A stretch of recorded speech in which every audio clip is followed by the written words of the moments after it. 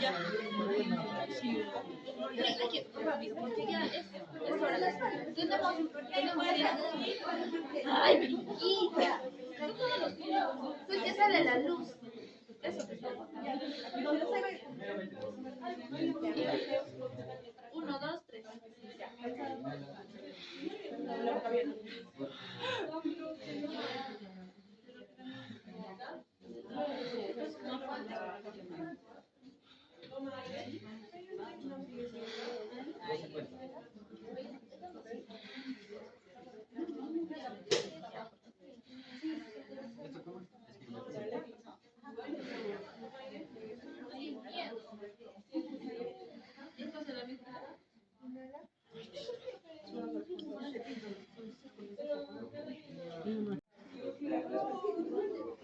Primero, ¿dónde está la luz? ¿Dónde no cae la luz? Para que ya te vaya enfocando.